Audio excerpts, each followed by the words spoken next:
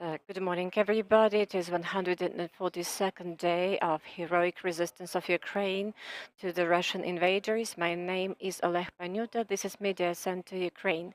Today we have two interlocutors who will answer our questions. This is Yulia Stefanyuk, who is the country director of the World Central Kitchen in Ukraine, and Natalya Tabaka, head of tourism department in Lviv, uh, regional administration.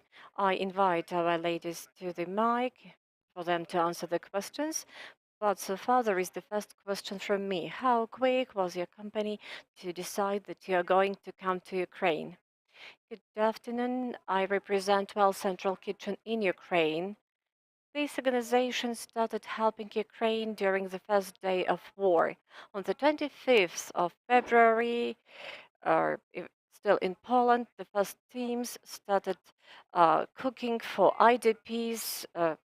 And on the 28th of February, the team crossed the border of Ukraine and started helping here in Lviv and in Odessa, in those places where there were flows of IDPs. We have cooked 90 million of hot dishes. We were trying to calculate. The figure is really impressive. And once again, this is 90 million hot dishes. We have also provided more than 2 million food packages. Now we are trying to assist by distributing food packages.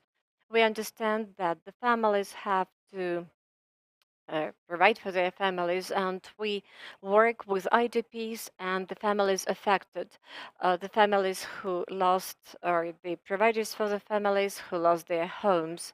We are represented in more than 800 settlements all over Ukraine.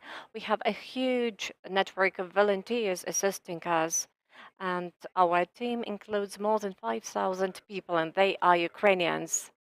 Miss Natalia, you were assisted in a very significant way. How did it help the authorities to provide assistance to IDPs? During the first days of war, we got lots of assistance from the funds and local businesses. About 50 entrepreneurs, restaurant owners, and cooks were united with the producers and started cooking hot dishes. And more than 90% was possible owing to financial support of World Central Kitchen. We are very grateful and we really appreciate this assistance, and we are going to talk about it more and more. Currently, in Lviv region, we managed to give more than 5 million hot dishes, and we also managed to transport them. During the first days, there were certain logistic issues, and the citizens of Lviv, as well as the entrepreneurs, again, got together, and now we are able to distribute these food packages. So we managed to deliver food to the sanitariums and homes where IDPs are located. We also managed to deliver more than 250 tons of our foodstuff. And actually, every kilogram of our food and every dish is really important, and we are very grateful to our partners. Miss Yulia, when you started working in Ukraine, there was probably an established scheme or mechanisms of your operation or certain standards. How the standards were applicable in Ukraine? Our organization has been in operation for more than 12 years, and we have always been working, for example, under conditions of natural disasters, where the people had to mitigate the consequences of hurricanes or earthquakes, and presence or in the zones of military conflict is for the first time for us, and we actually had to settle a number of issues for the first time. I'm talking about the number of partners, the restaurants, cafes, and canteens who started cooperating with us and who started cooking these dishes. And this was the main peculiarity. We couldn't cover the whole territory of Ukraine with our own resources, and this model worked pretty well. When people actually responded to our calls, people were volunteering, and then, for example, every organization was cooking certain dishes and delivered these dishes to people. This is a unique mission indeed. Our organization has expanded. Our organization is changing together with Ukraine. We have made a number of conclusions for ourselves. Uh, in Ukraine, we have an exclusive Ukrainian team, and the management is in the headquarters in Washington. But here in Ukraine, we have a team that has been volunteering at the beginning, but now they are real professionals. Miss Natalya, more than 5.5 million dishes, portions you were talking about. Well, definitely it's important to give food to people, but the quality of food is also important. How the authorities are trying to manage this issue. During the past 2 weeks, we were trying to settle a number of challenges and arrange a number of processes, but for the whole period, we didn't have any complaints, any or food poisonings. We have actually real professional cooks and chef cooks and restaurant people working in the restaurants.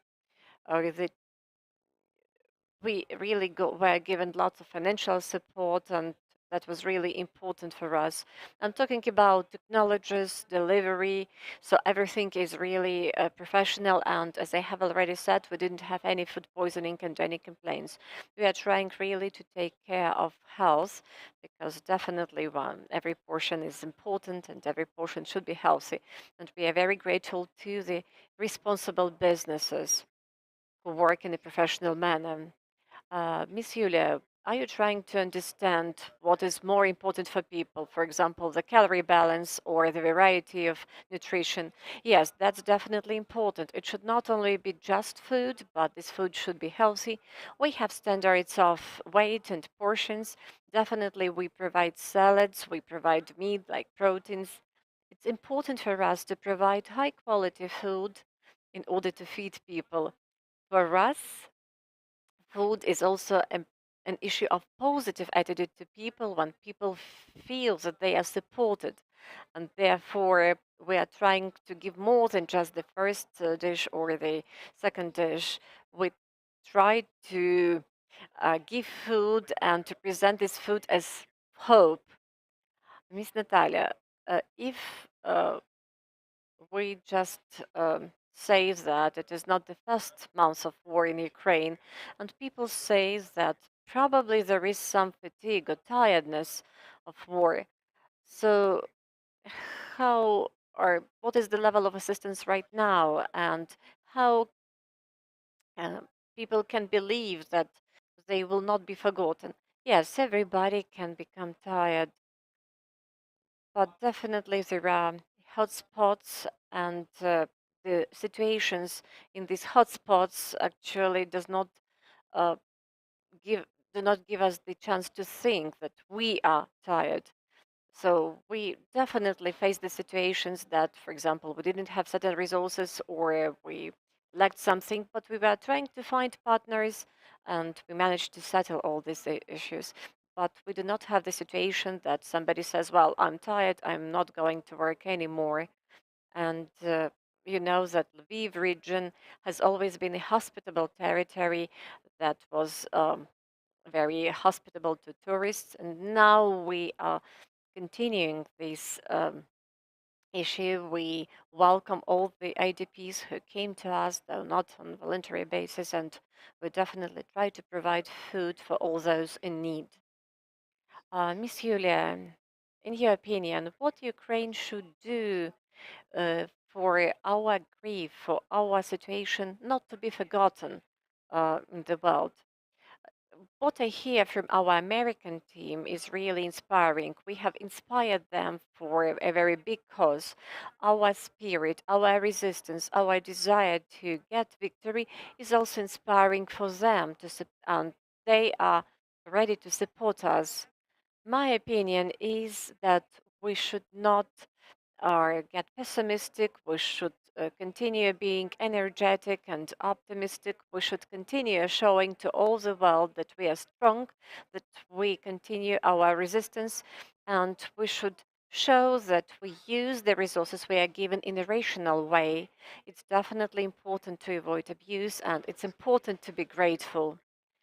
what is the most difficult region for you to work in? We have our representatives all over Ukraine. We have our representatives in Kramatorsk and in Kharkiv.